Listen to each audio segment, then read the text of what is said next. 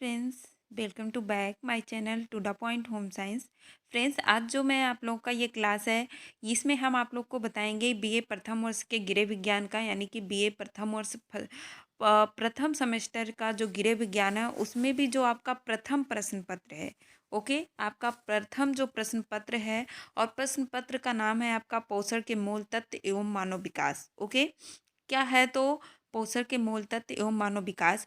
तो इसके जो महत्वपूर्ण क्वेश्चन होते हैं, ठीक, महत्वपूर्ण क्वेश्चन आप लोग के वो कौन से हैं, तो आप बताएंगे कि मैम ये अति लघु उत्तरीय के महत्वपूर्ण प्रश्नों की यहाँ पे आज हम लोग डिस्कस करेंगे, जो कि आपके पेपर ऑफ व्यू के लिए बहुत इंपॉर्टेंट है। और क्या कहते हैं, ये क्वेश्चंस ऐसे होते हैं, अगर आप बीए कर रहे हो, एमए कर रहे हो, या फिर आप ये मान के चलिए आप टीजीटी पीजीटी की तैयारी कर रहे हो, तो ये क्वेश्चन ऐसा कोई भी एग्जाम नहीं जिसमें आपके नहीं आते हैं।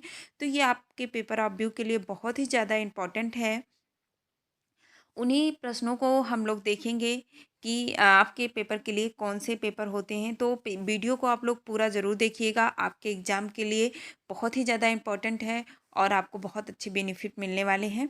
ओके, तो एग्ज़ाम के लिए आप जो है इस वीडियो को पूरा ज़रूर देखें, अगर एक अच्छा नंबर अगेन करना चाहते हैं तो। ओके, चाहे वो हमारे टीजीटी के बच्चे हों या पीजीटी के बच्चे हों।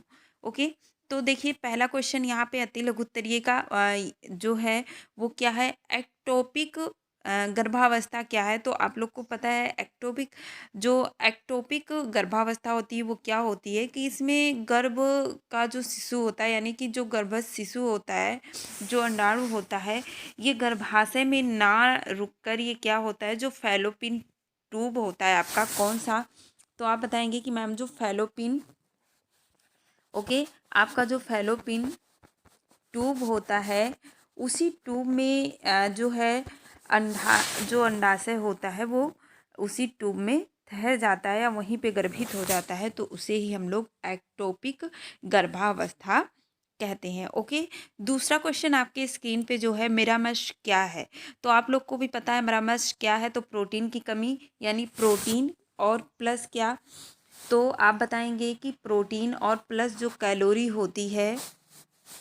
ओके, प्रोटीन और प्लस कैलोरी की कमी से जो रोग होता है बच्चों में, उसे हिमरामश कहते हैं। ये बच्चों में पाया जाने वाला रोग होता है। क्या होता है, तो बच्चों में जो रोग होता है उसे हिमरामश कहते हैं। इसमें बच्चों की हड्डियां क्या होती है, मतलब शरीर बहुत ही ज़्यादा कमज़ोर हो जाता है, वो वृद्ध जैसा दिखाई देने लगता है। ओके,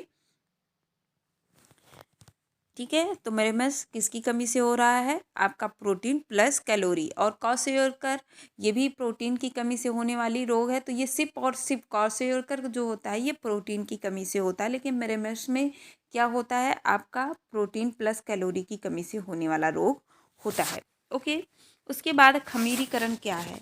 ठीक, तो खमीरीकरण क्या होता है, आप लोग को पता है, जब हम लोग किसी में जो है किसी को उसमें जैसे कि मीठा सोडा वगैरह डाल के जब हम उसमें वो उत्पन्न करते हैं, तो उसे ही हम लोग खमीरीकरण कहते हैं। ओके, क्या कहते हैं, उसे ही खमीरीकरण के नाम से जाना जाता है।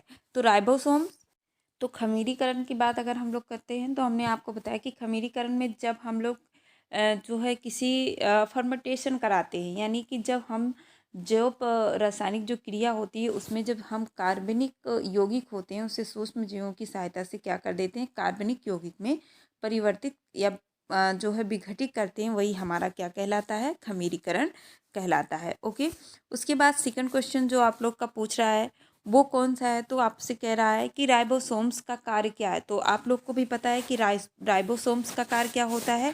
तो राइबोसोम्स का कार्य होता है सिर्फ और सिर्फ आप लोगों का कि कोशिका में, ठीक है, तो राइबोसोम्स पाए कहाँ जाते हैं।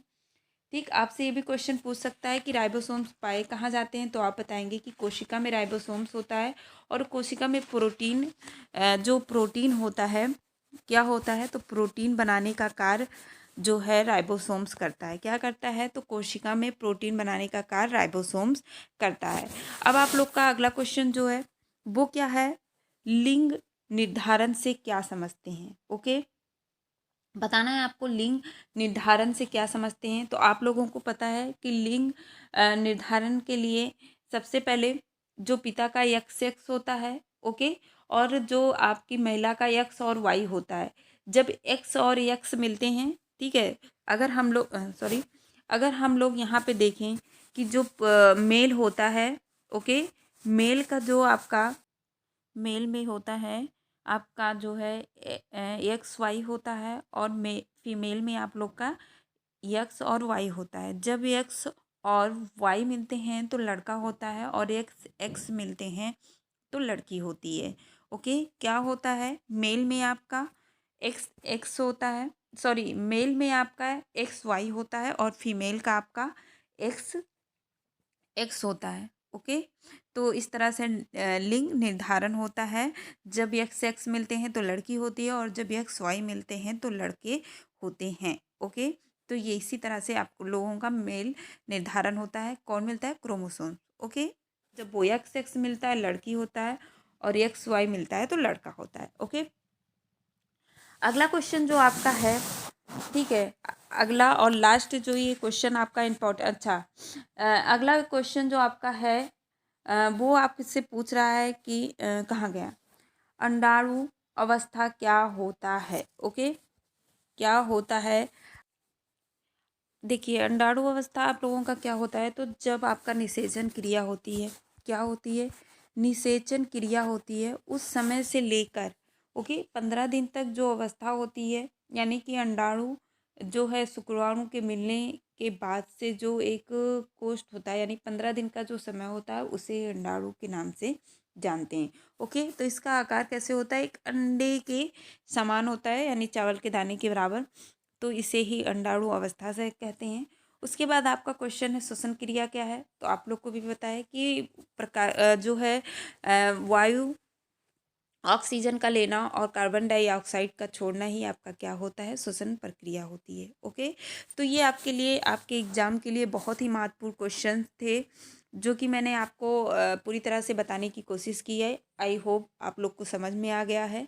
ओके, ठीक है, आप लोग को समझ में आ गया होगा। अगर आपको वीडियो अच्छा लगता है, ओके, आपके लिए बेनिफिट है, आपको हेल्पफुल लगता है, तो प्लीज़ वीडियो को लाइक करिएगा, शेयर करिएगा। अगर आप चैनल पे नए हों तो चैनल को सब्सक्राइब जरूर करिएगा। ओके, नेक्स्ट वीडियो में फिर मिलते हैं, तब तक के लिए बाय बाय।